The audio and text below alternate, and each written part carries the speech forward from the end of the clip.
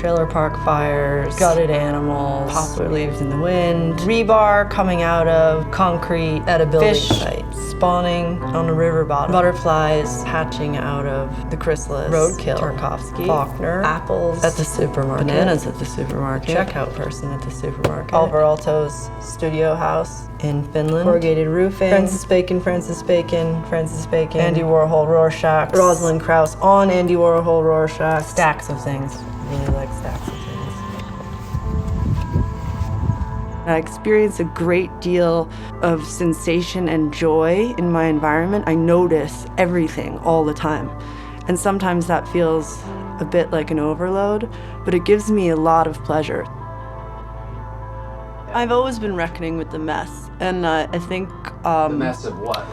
The mess of living, the mess of the world. And it is and it isn't a mess, which is why I'm always controlling it and releasing it all the time, because to me that's a reflection of how I experience the world.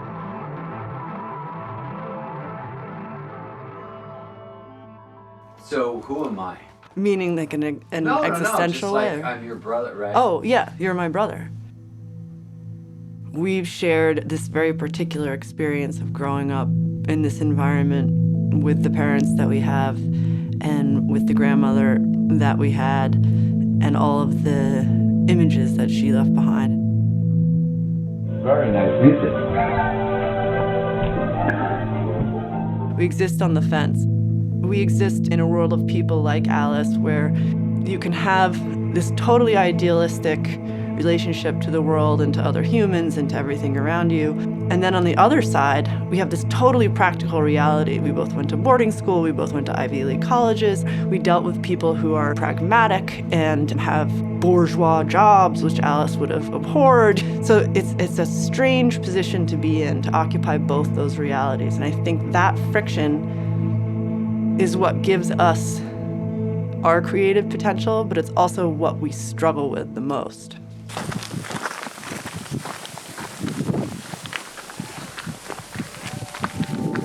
So I'm at my family farm in Vermont. I'm preparing for a show in London with Pilar Corias in our new space in Mayfair.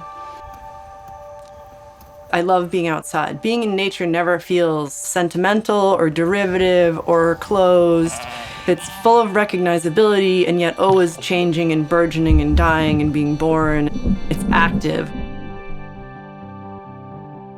I put a diagonal line there. That could have made it compositionally very difficult to resurrect the work. But because it's such early stages, there's still plenty of room to obscure that or redirect it. I actually like the way it went, so even if that isn't preserved, because I'm positive about it, that positivity will bring enthusiasm to make the next move. When I first poured the darker green over the yellow, I really didn't want to leave it like that because I didn't like the way the bleed was going across the two. But by passing the roller through it, that became the sharp edge and it changed the fuzzy dynamic between them into something else. So that would be a point at which I would say, okay, pause, leave till tomorrow. I have a whole archive of paintings from the past, images, photographs. It's like I'm looking in my head for an image that relates to something that reminds me of that thing, and it just goes on and on and on like that. I have a fascination with, I think, a lot of things that other people would find either morbid or too explicit. I'm interested by my own experience of recoiling from it and my own attraction to it. In a way, it's like the vertigo I experience in a very tall building, where you're being drawn by some unknown force within yourself towards the edge, and yet the most terrifying thing is the edge. Like, why is this shit, and why is this shit? Well, I don't know.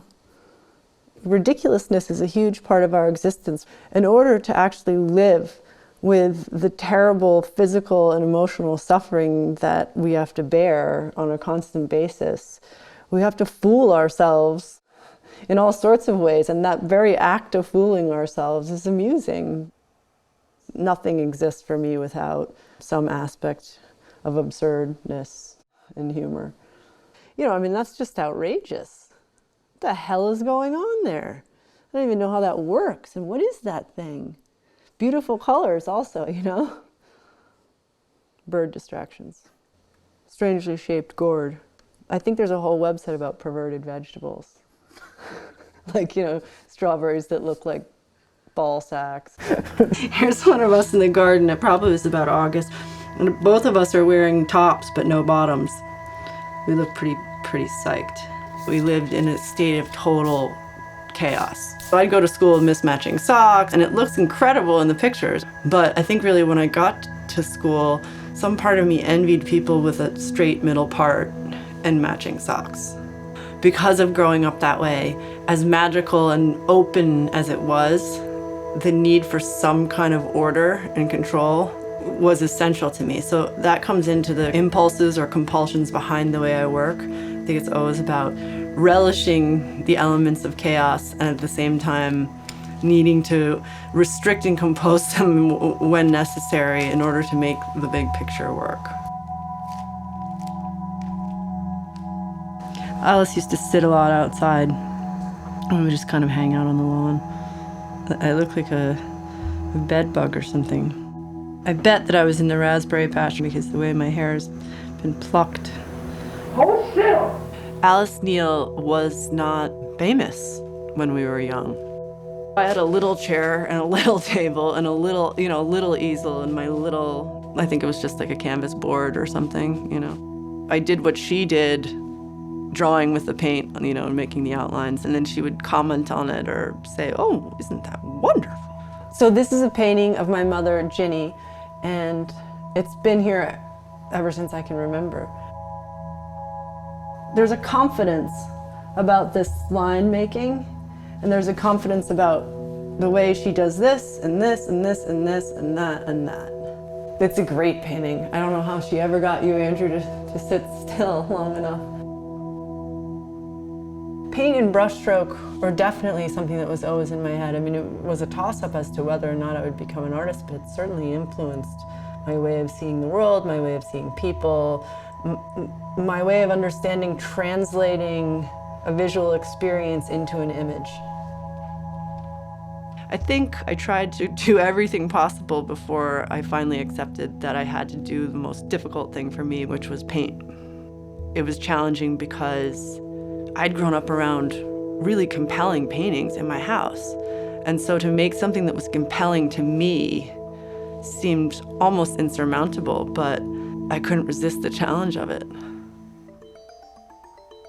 All of the world's interesting images, texts, music, films go into my perception of this small moment's beauty. So all the time I'm generating similes and comparisons in my mind. Art is like the food processor. It slices and dices these things up and transforms them, compressing something and pulling it apart and recompressing it and twisting it around somehow gives it more meaning. At a certain point, this made me think of kind of a cloudburst storm in the midst of a larger landscape in which there are various types of interactions occurring between humans, animals, plants, the weather, what have you. When I tape off certain areas just with masking tape, the paint will crawl underneath the tape and kind of follow it like a riverbed to the end. And it will create a texture that often reminds me of something in nature, in this case maybe bark or a wooden fence. Abstraction versus figuration. I don't think it's a versus situation. In my paintings, I recognize everything. Now, it doesn't make it a readable narrative. Maybe it's like Joyce or something. It's like sort of a non-narrative narrative. It's a vindication of life that comparisons and similarities and repetition occur. But we've seen these things before, but they're never quite the same. In order for people to experience any sort of sensation, a mark needs to be left behind, some evidence of touch.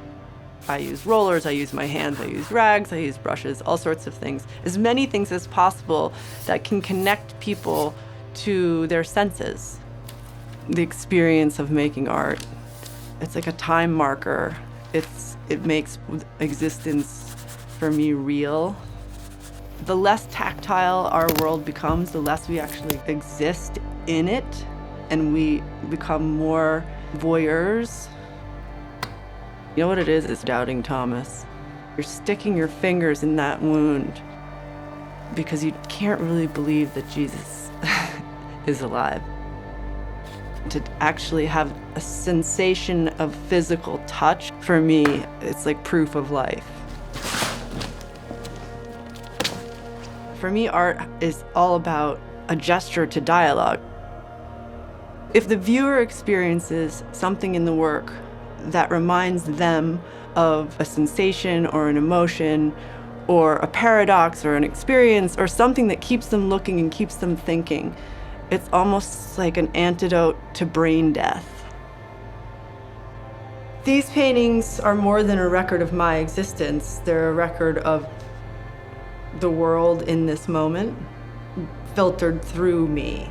Everything I look at, everything I think about, everything I experience, every person I meet, in some way goes into them. That rhythm, that filtering and reverberation that's constantly happening, whether it's through the history of art or the history of images, the history of film, the history of music, the history of dance, the history of relationships, the history of history, whatever it is, that kind of cycle of consumption and reproduction is the dynamism behind the work.